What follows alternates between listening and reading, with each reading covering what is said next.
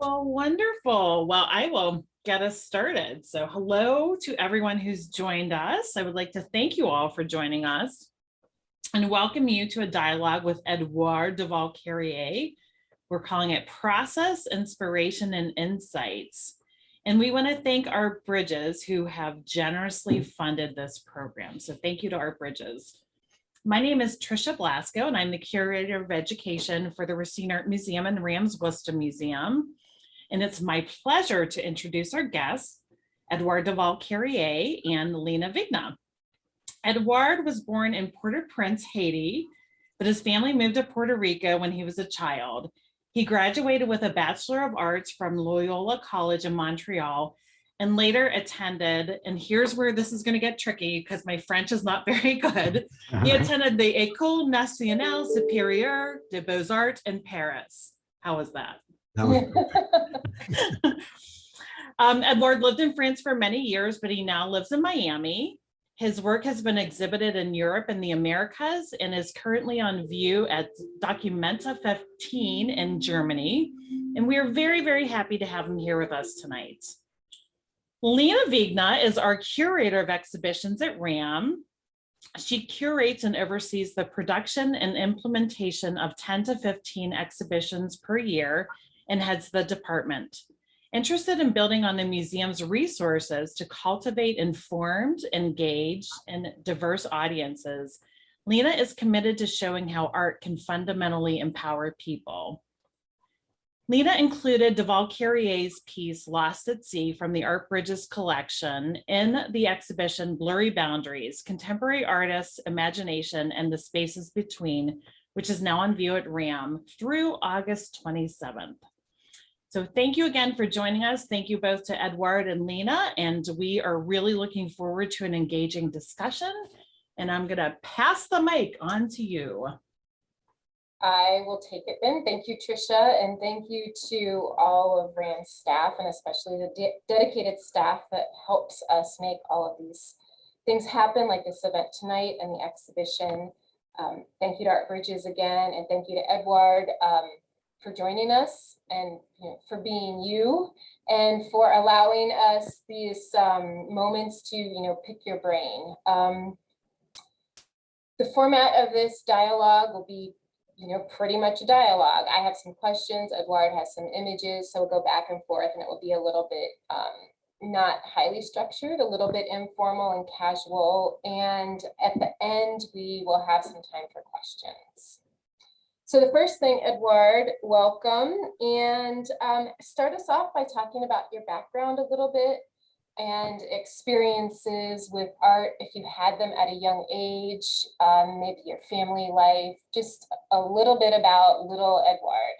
all right. I was born in Port-au-Prince, Haiti.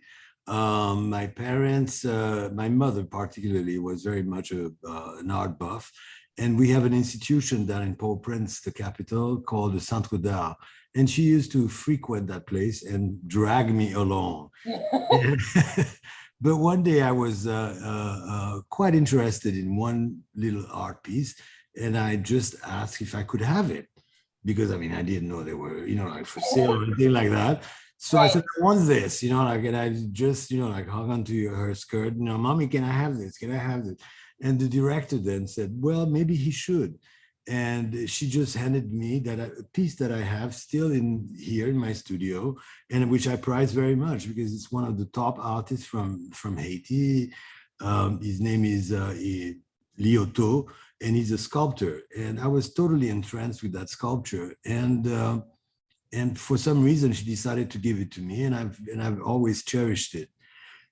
But right after those experiences, we moved. My parents, because of the situation, the political situation in Haiti, which was pretty dire, we moved to Puerto Rico. And that was, I was probably 9 years old. And that was quite a confrontation because it was, I didn't speak Spanish nor English back then. And I had to learn it very quickly. And which I did. And I became, to me, I was just as Puerto Rican as anybody else around me. So it was, I guess I have that fluidity ingrained in me in the sense that I can, I adopt and I like people. And I was determined to be just like 10-year-old, 12-year-old boy in Puerto Rico. After that, I mean, of course, while in Puerto Rico, I mean, I did frequent museums. I mean, I continued doing so.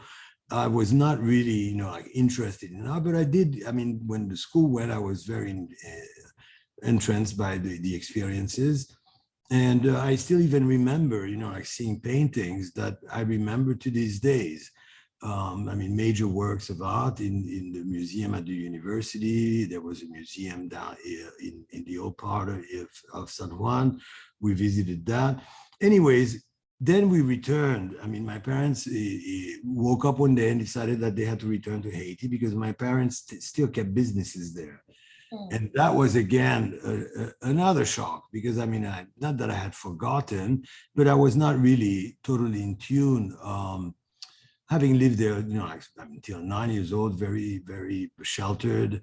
So when I got back, I was again in a new reality, which was, like I was older, I was in my teens, and it was a real, not shock, but I mean, I decided that I did not understand what I was seeing, and I became literally a student of Haiti. I wanted to know all about it because I just didn't know anything about it.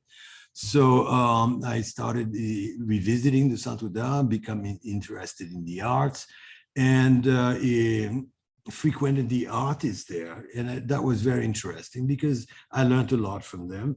And for some reason, I decided, I mean, later on, not at that time, that I really liked that work and that I felt that I should be part of that, evolution of that work. And maybe that I would try to bring something new to it. And I realized that it would be something interesting. Anyways, I left Haiti again, went to study in Canada. And I did take courses in art there, but I decided maybe my parents was like an artist, not really. I mean, so I'm like a geographer, urban planner. I had a double major. I decided that that was enough, and I decided to return to Haiti to work with my family, and I did. But again, I gravitated to that institution that I mentioned before, the Saint-Ouen, and I really became very interested. And I told the director, which is the one that had given me that sculpture, that I was preparing an exhibit for the space. She said, "Really?" I am. And I had bought my canvases, my oil paints, because that's what I did at the time, and prepared this major, I mean, I had more than 20 works, and some of them pretty large, because I've always liked large spaces and work. And I did present my, like my first exhibit. That was 1978. And hold and behold, the day of the opening, 2 of my works sold. And not only to, like did they sold to a museum in Davenport, Iowa. That's fantastic. Yeah. That was, I'm telling you, quite, how would I say it? Quite I mean, I was like flabbergasted, and also, like foreigners buying my work. And, like that was, to me, nobody could tell me anything after that, that they liked my work. Well, you're not a museum, I mean? I became a bit of uppity, but that got curved down very quickly. Anyways, they invited me for a couple of exhibits in Davenport. I mean, had that experience. I went to New York, visited the museums. I felt that, yes, I was from Haiti, but I also had this opening to the world, and I wanted to bring Haiti to the world, but in my way, in the sense that I was, like in tune with what was happening elsewhere, and I was going to try to not only grow myself, but make sure that Haiti was not just, like in this arena of self-taught artists and things like that. To my great surprise, again, I mean, I was invited by the French government to celebrate the French bicentennial of their revolution, which is very close historically to ours. And they invited me, and I went there 2 years prior to that event. And they provided me with studio. And not only that, they gave me access to all of the archives that related to France and Haiti. And that was a learning, opportunity that I've never regretted it. And I have to thank my host in France for having permitted and organized that for me, because it was really an eye opener. I mean, like to figure out, like our whole history, because of course, Haiti having its own major revolution. I was going to say little, it's not little. And their history starts there. The 200, 300 years prior to that, which Haiti was a colony of France with slaves, with this, with that. I mean, that was erased from, it probably is the introduction to our history. And it maybe I remember in my history school book, it was only one chapter. And there I find myself with 300 years to absorb and try to understand. And this also has informed my work. So I'm, as I said earlier, I'm a student of Haiti, and until now I'm still learning and trying at the same time to create, like a viable visual production that not only encompasses that particular history, but, like encompasses my life and encompasses my interest, and also, like the whole of the contemporary art world. It's a vast enterprise. But I think that I'm interested in it, and not a day, like passes by which I'm not thinking about it or working towards either an exhibit and stuff like that. So I'm very pleased to have one of my pieces with you, because it was a part of a major show that I did maybe 4 or 5 years ago. Again, it was a very daunting task because the museum was being built.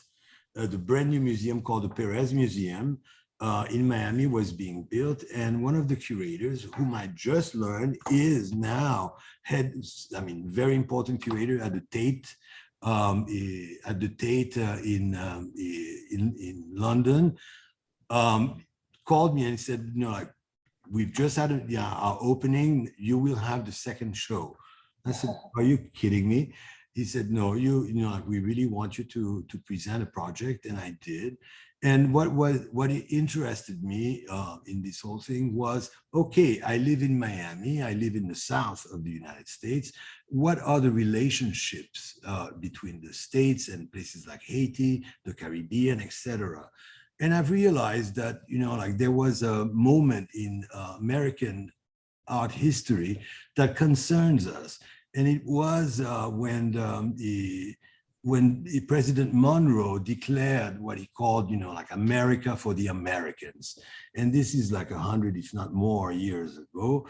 And in the process of doing this political and ploy, like to make sure that, like America controlled the rest of the 2 hemispheres, he wanted to make sure that the United States did business, and that their major business partners would be not only Central America, but South America. And in the process, I said, how did they manage to do this? And I realized that art was, like first and foremost in that process, in that project that the United States has. And a host of artists at the time were either financed or, lured to go down and visit those places, including Florida, because Florida was not yet part of the United States.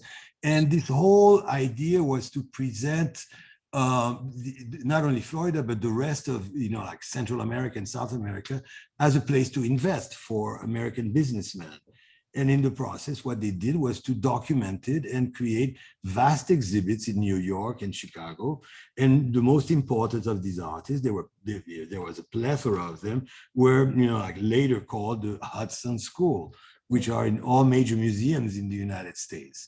And I went and revisited those artists, and I found that their whole concept and that their whole has created a perception in the US of whatever is south of its border as something exotic, as something interesting, as something worth investing in. And probably, you know, like, I mean, there were millions of reasons to do so, but they presented in a way that has left its mark.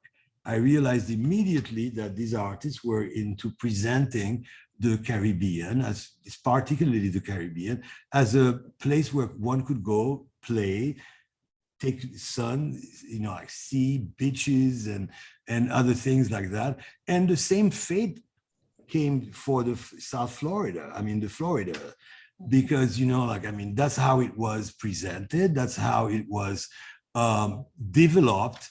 And that's how, you know, like up till today, I mean, still South Florida, even though it's a major city, you know, like in the United States, is still considered a place where one goes to have fun, because there's beaches, there's this, there is that. And this was presented first by these artists in the thing. So I decided to revisit that whole period.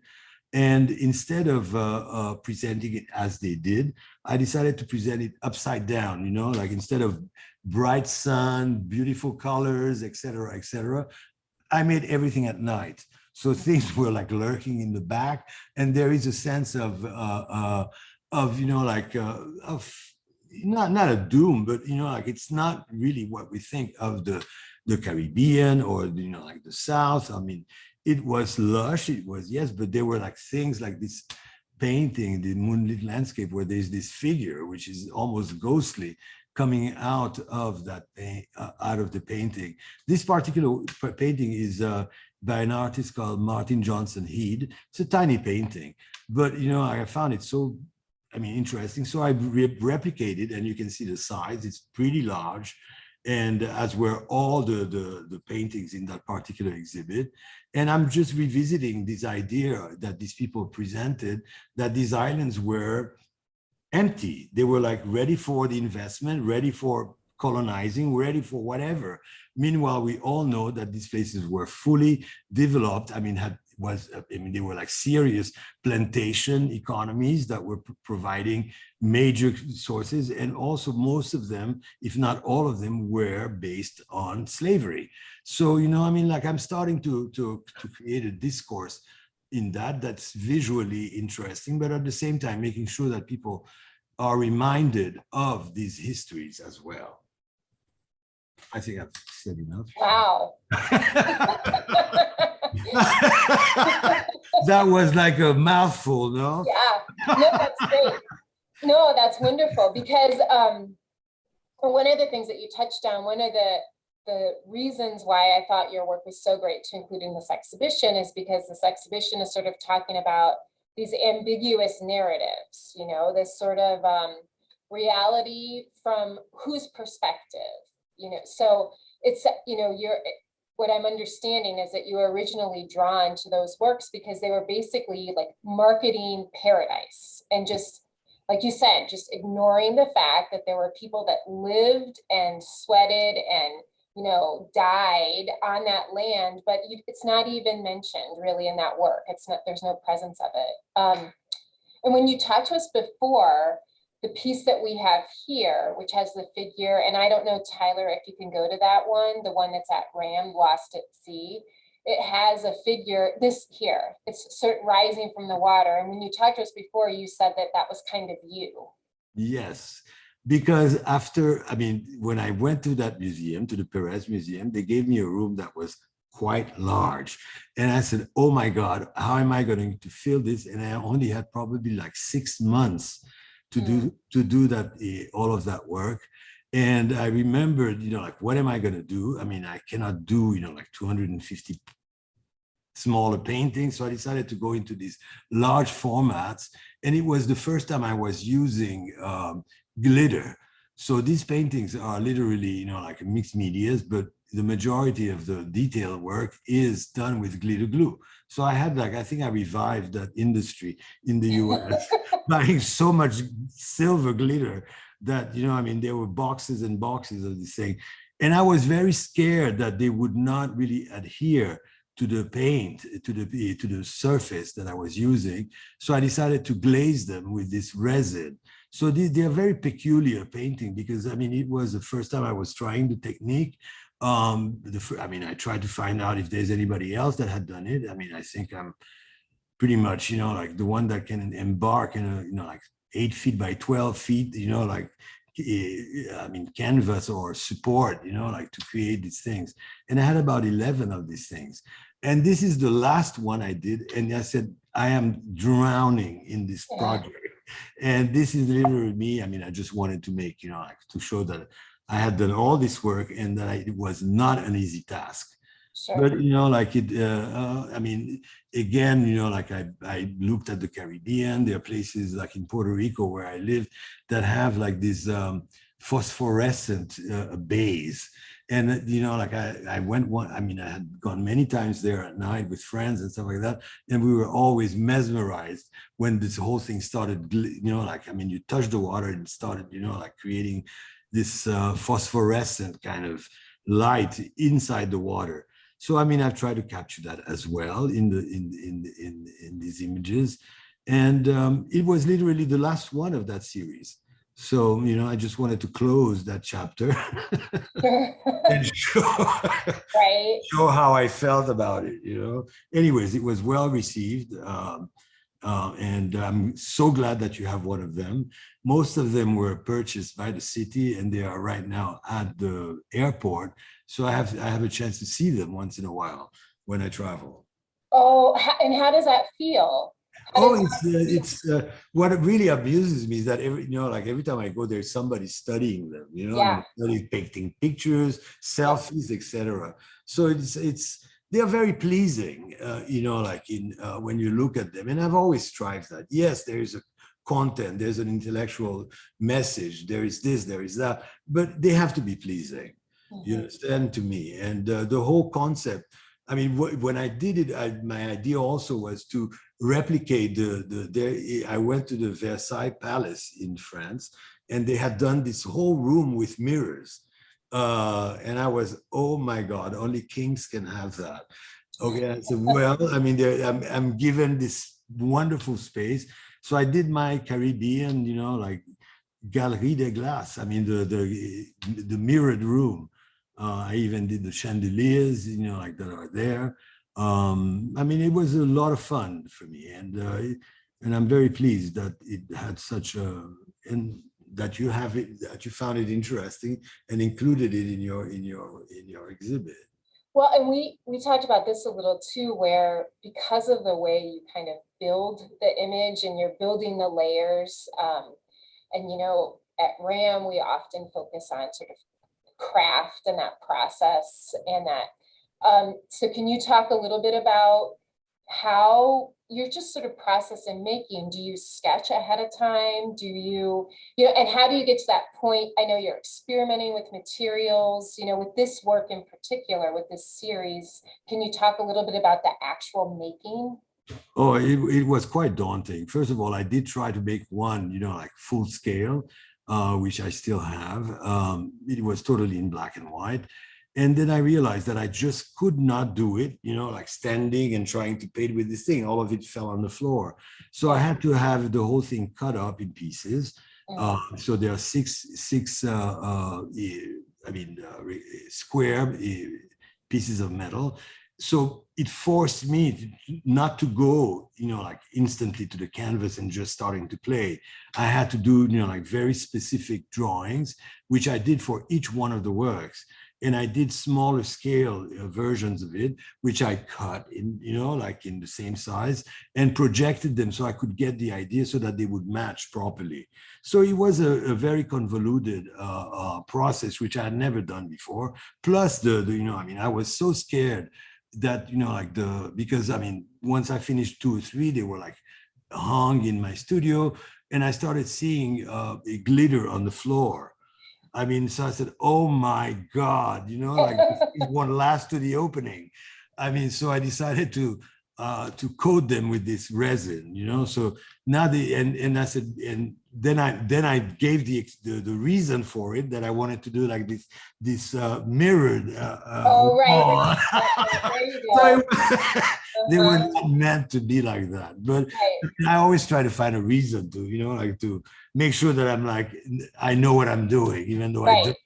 I shouldn't say I bet you still have glitter on your studio floor. I'm telling you, it took a Yeah. while to clean them up. Now I've got into a completely different route. But it was an experiment, and I thought it was very successful.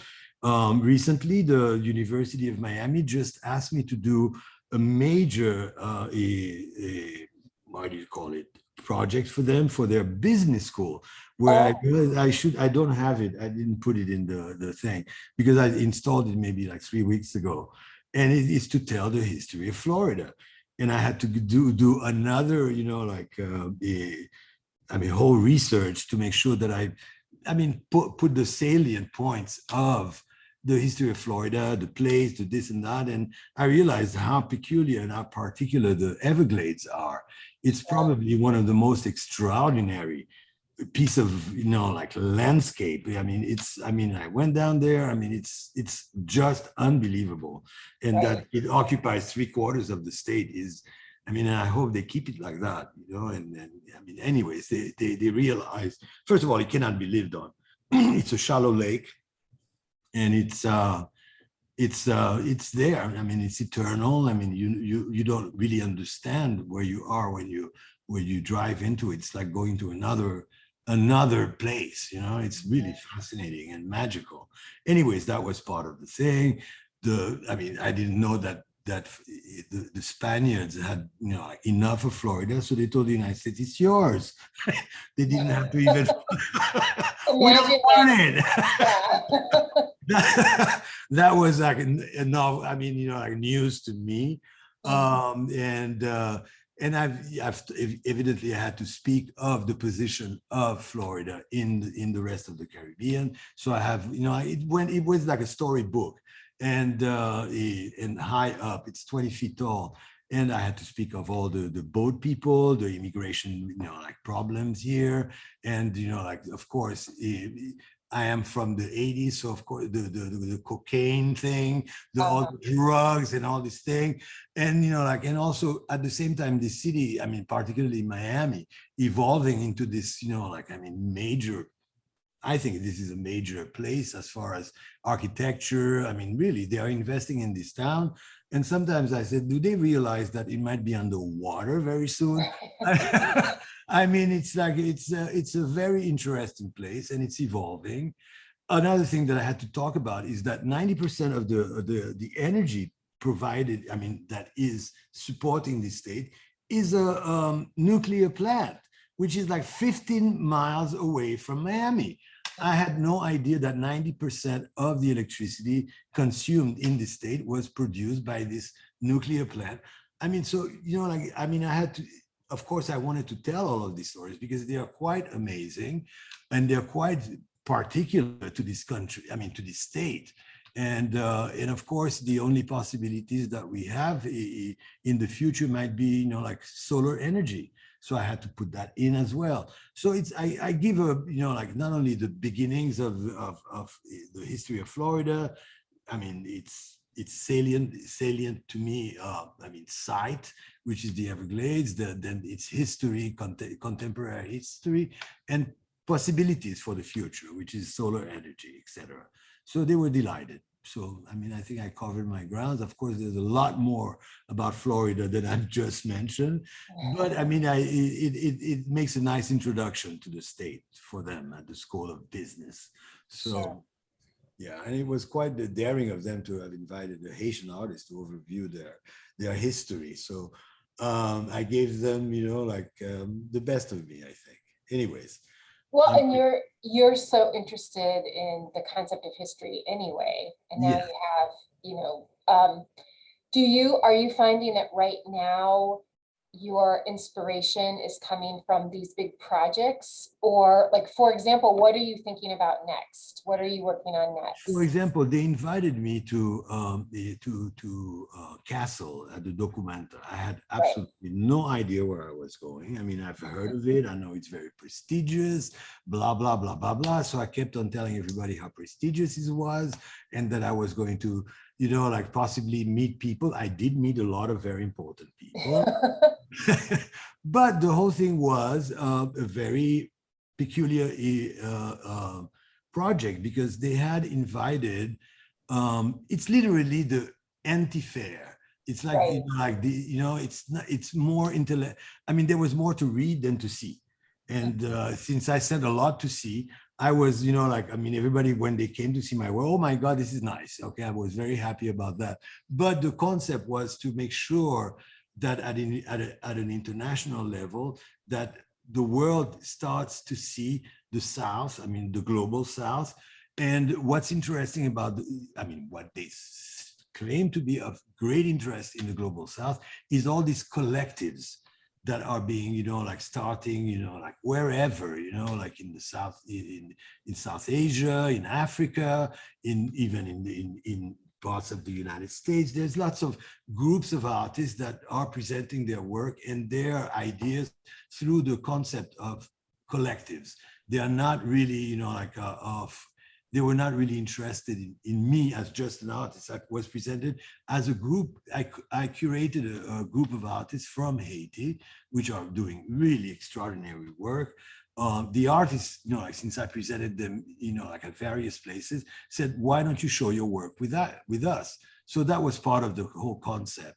And I really enjoyed it. And it seemed to, it's still going on, but there are other problems with Documenta, you know, which we're not, that's not our point here, but they will get solved eventually. But it was an interesting, I mean, so these kind of projects, I presented something completely new. I wanted to, I have plans to do a major exhibit in South Africa. And again, it's about history. Haiti is the first Black republic, and South Africa is the latest Black republic. So, you know, like they were very interested in knowing, I mean, and to ask an artist to give them an idea of the history of Haiti for their own information. So, I mean, it's literally the University of Johannesburg, which asked me to do this project. So I've just started, you know, I mean, and we don't know when the show will happen, et cetera, et cetera. So I had prepared this whole group. I mean, they gave me the National Gallery in Johannesburg. And what I'm doing is creating a series of moments in Haitian history for them to learn about the place. And really what really got, I mean, what I really wanted to show them is that Haiti is like 200 years old, and they're like maybe what, since Mandela. It was the first time in the history of the Western world that we saw Blacks in position of power, and not only that, in garbs of Republicans, of you know, like of powerful people. So I mean, they've always looked curious to me that you have Black men dressed up, you know, I mean, the same time as Washington, et cetera, that were dressed, you know, I mean, as people like that, or any European. So I presented that, and I did it. I mean, of course, it's been done. I mean, there are images of these characters in those garbs already, but I wanted to present it in a different format. And as you say, I'm fascinated by, you know, like craft. I wanted to do engravings. So now I pushed the envelope. I not only engraved, I engraved colored mirrored plexiglass.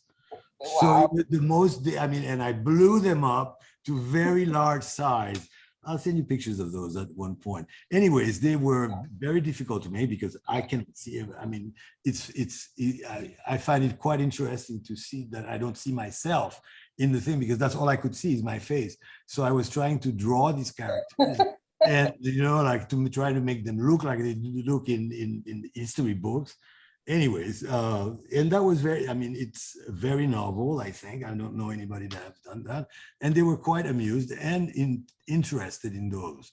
And they were very well received. So anyways, so that's like was last week. And here I am with you. So, okay, so you mentioned, and the work that we have here is large scale. And this series that this piece here came from, every piece is very large. Obviously, sometimes it's more complicated to work on a large scale, but what really motivates you to work to that dimension? What does motivate me? I've always I mean, my visits in New York when I was in high school, okay, I went to the MoMA and that was it. You know, I mean, I said, why would anybody sit down and do puny little paintings? They have to be big. So it's my emulation of the contemporary, you know, like artists that I was, you know, like visiting in those museums in New York and stuff like that. You know, you go to the MoMA, I mean, apart from Frida Kahlo that has like a little painting somewhere, the rest of it is gigantic. And I've always been impressed by that. And it was for me also to put myself in a different, like just the scale alone made me feel that I was contemporary. You get my drift? I was, you know, like by being big, going big, I was being very contemporary because, I mean, of course, people would not buy it because it's too big for their houses. And, you know, like I mean, it was to me almost like a challenge to myself and a challenge to everything else, you know, like to the whole idea that, and also I was telling stories that I wanted to make sure that people saw it and they could be, you know, like considered, you know, like puny if the work was puny. Sure. I believe in the image, and the bigger it is, the more fascinating. Well, and like you mentioned, not this series, but a lot of your work is really saturated with color. So that's going to be another thing. But talk a little bit about why. Is it because, like, by your shirt, you know, you like color? Yeah, listen, we're from the Caribbean, and we see light. I mean, the light here is, you know, I mean, yes, I'm into black. I mean, into all of that. I mean, I know about it. Once I mean, when I was in Germany, I make sure that I was in a monotone. Right. Yeah, you know, but once I got back, I said, please give me my colors back. So I mean, yes, I love colors, and people have said that I'm a good colorist. I mean, I don't know about that, but it's I enjoy it, and I'm always trying to look at things that have new combinations of colors, and I'm always trying to either emulate it or try to do the same. I mean, use colors, you know, like very intense colors, and I mean, for certain projects, I mean, I try to tone it down, like I did for the thing, you know, like I wanted to, you know, like have a discourse with, you know, like of making avoid colors for the particular show that your piece is part of, but yet still it's very colorful, no? Sure. And I think, frankly, also adding in the glitter, that some of the color comes even in the light reflection and, Exactly. you know, that sort of, the painting feels very alive, and some of that's from the glitter, some of that's from the way that you have manipulated the color that is there. I think that is also part of it's a very compelling work. A lot of, same to what you're saying, where you always see someone standing in front of it in the airport. There's always people standing in front of that work here too. It just draws you in. Well, that's nice to know. That's really So I was reading that you at one point made work that was involved in an opera. Can you talk about that a little? Oh, yeah, I'm always trying. I mean, the art world, I mean, the art world per se, you know, like sometimes, you know, like look at my work and does not know what to make of it. But in cinema and in theater, people have jumped on me, you know, can you do this? Can you do that? And again, it's big scale. So, I mean, I'm always willing to do that. I just did this, the first one I did was this opera. I did it, but that never really materialized. But we did manage to present. I mean, I did a bunch of sculptures that were moving. I mean, projected. I mean, I'm very much, when it comes to that, I try to collaborate with either video artists or filmmakers, so that, you know, we can animate my work. And those have been quite interesting. And I'm very pleased by those as well. I am very tactile. And even though I like working, I mean, when in this situation, it solves so many problems by having projections and stuff like that, that it takes the load of the work off me. But I mean, you know, like I do the maquettes, I do this, and I do some sculptural elements that, you know, like I've used. I mean, I try to put everything into it. Sometimes maybe they say, I mean, I do, it's too much. I mean, in excess, but Oh, there's no such the thing. more, I mean, you know, the merrier. Right, So, right. So do you tend, on that note too, and sort of again, like the piece here is part of this big series, do you tend to work in a series format, or are they very often standalone? oh, they never stand alone. I cannot do that because I mean, it's like, for example, these days I'm into this engraving project, and I'm doing this major group of works, which are, I mean, I wanted to try this. I mean, I really liked, I mean, somebody one day told me that doing printing, I might make some money because, you know, like you can copy, you can do this, you can do that. Right, right. There's more work in trying to do the copies than to do the. So now I'm totally acquired to the cause of making those plates. I make them in, I mean, you can see them in the back here, in Yes. the dark blue thing, and they're engraved and they look really nice. I mean, I like them, and I'm doing a whole group of those, probably 30 to 50 of them, and presenting them as such in this particular exhibit, which I'm working for right now. So, I mean, I'm always trying to do different things, and it's, I'm fascinated that I can still find things to not only, I mean, I'm always talking about history and stuff like that, but I'm just as fascinated with the techniques that I'm trying to evolve. And I mean, maybe I don't know how to speak well of them, but I'm always trying something new. I've, you know, like I've had major flops. I mean, in the sense that I decided to start using resins and stuff like that. So, I mean, most of the work that I did at the beginning, but once I start, you know, like, I mean, trying to make something out of it, it just collapses. I mean, you know, like, I mean, I make the wrong mix. I make, you know, it's very funny, you know. I mean, I have to be totally inspired and I'll do it, but, you know, I cannot do it over the long run. Sure. I mean, you know, I have to find something else. I find something new. Okay, so are you in the studio all the time, or do you have like hobbies and things that take you out of the studio, or? A friend of mine decided that, you know, I was too much of a recluse. So he decided that to give me a dog so I could occupy myself. Yes. So I have a dog right now, which like I'm obsessed about because I mean, I want him to, you know, he's a puppy. And it's and he's very demanding, and I have to take him out. I have to do this. So, you know, like I'm starting to change my little routines, you know. Sometimes I hate it, but I just have to look at his face and say, okay, it's time to go out. Okay, so we are in a community here with a lot of dog lovers. So what describe your dog to us? Oh, he is. I mean, the person that gave him to me tried to find a dog that looks like me, and he looks like me. He's going to end up in some of your work at some point. Definitely, I'm sure. He's got very, what do they call them? They are French bulldogs, and this one has green eyes. And I've never seen a dog with green eyes myself. Oh my you know. goodness. I mean, I look at him and he looks at me and he says, you know, like, what are you, I mean, tell me what you're saying, you know? And I think he looks at me and he sees something, you know, that resembles him as well, because we are like totally, I mean, not in sync yet because he's a puppy and he's like all over the map, but I can feel him coming, you know? I mean, and I like to take care of him too. So, I mean, I get out, I take him to the park, I do all sorts of things. So it's my latest acquisition, if you can call that, but I think he's acquired me. That's incredibly exciting. Yes, it is. Yes, yeah. It is. So we're at our 45 minutes. Is there anything else? I know. Is there anything else that you want to add, and then we'll go to questions, or do you want to just go to questions? We can go to the question. I think I've spoken enough.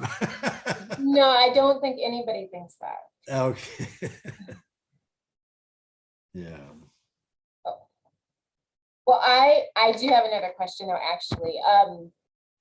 We'll allow a little bit more time for anybody else to germinate something, but I noticed too that you are the a founding member, and at one point you were the executive director of the Haitian Cultural Arts Alliance. When I arrived in Miami, I felt that I mean, there was a large Haitian population here, and I felt that I could, I mean, as an artist myself, that I could present the art from Haiti, because especially when they built right around me here, I mean, I'm literally surrounded by this cultural center that was built maybe 6 or 7 years ago, and it's a beautiful space, and they wanted to get me out. It's a whole story, but what I demanded from them is to have a proper gallery, and we have a very nice, probably 2,000 square foot gallery, very well equipped. So from day on, I wanted to make sure that not only all Haitian artists had a proper place to present their work, and either locals, nationals, or international. And from that, I mean, that went on for 4 or 5 years. And I contacted the French government and said, listen, you're doing this project for the Caribbean. Why don't I do an antenna of your project here in Miami? Because I mean, the proximity of Miami to the Caribbean, I mean, literally, this is the capital of the Caribbean. There's not one Caribbean nation that doesn't have a representation, doesn't have people, doesn't have, I mean, it's very important for the Caribbean. They took heed, and they financed me for 5 years, and I mounted this project called the Global Caribbean, where I presented during the major art fairs that have, you know, like been happening here in Miami, to present a Caribbean, you know, like contemporary art aspect to it. And the people at Basel loved it, so they put us in their program, because there were not that many Caribbean artists, you know, I mean, that had, you know, like, I mean, the blue chip value to have spaces in the thing. So they were very happy that they could help, you know, like foment and propose, you know, like contemporary art from the region. And it's been going on. Now we are in our 12th year. For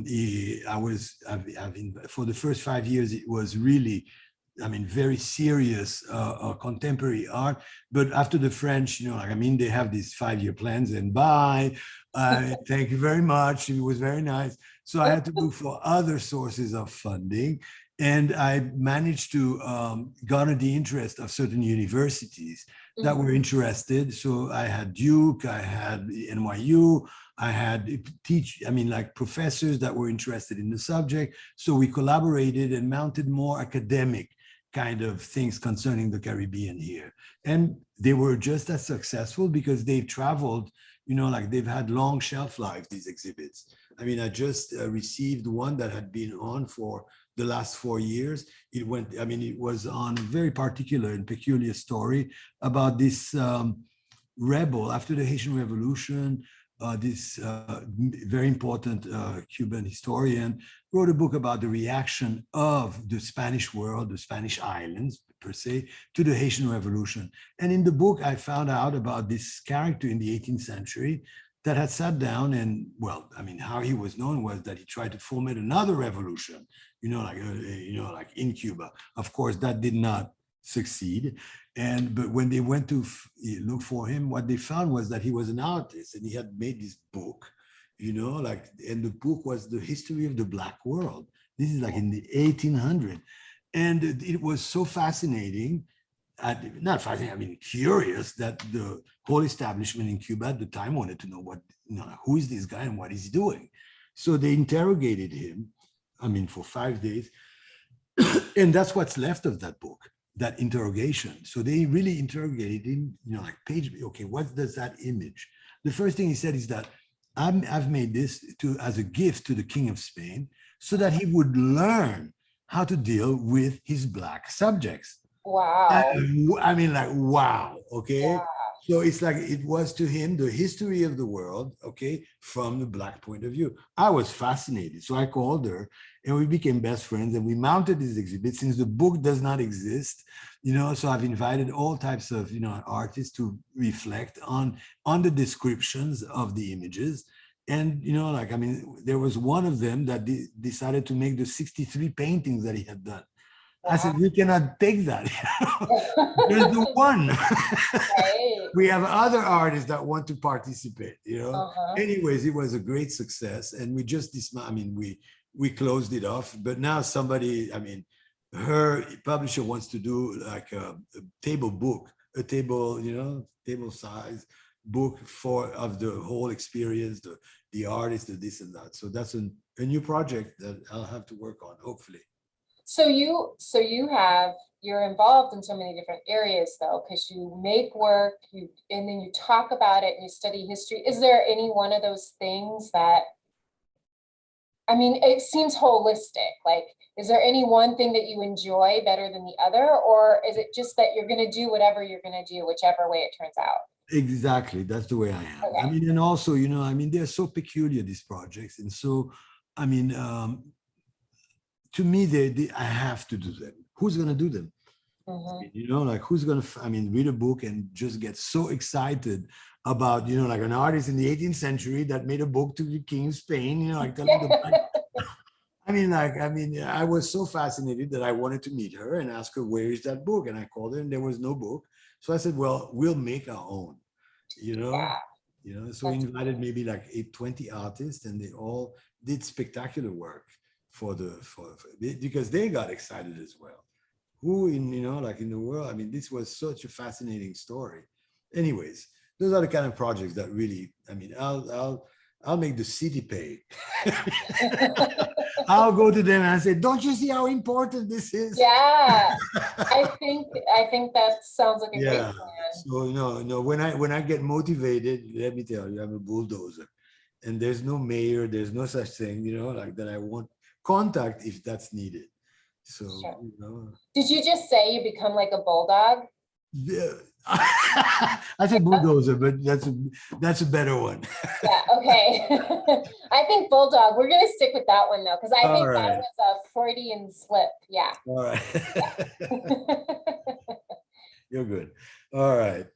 Well, I don't see any questions popping up. I think people are just entranced. But I thank you so much for joining us. It's really been a pleasure, and it's been fantastic to have your work here. I can't. It's part of this Art Bridges collection, so other places will be able to take it. I can't recommend it enough. Like, I'm really happy that it's going to get to go around the country because I think there's a lot of value and benefit in it. Well, you'll be the first to have done that. Yeah, I know. I'm pretty excited about that for sure. And I'll always mention it. Yes, thank you. All right. Thank you so much. I really enjoyed it. Thank you, everybody. Thank you for joining us and have a wonderful evening. Thank you.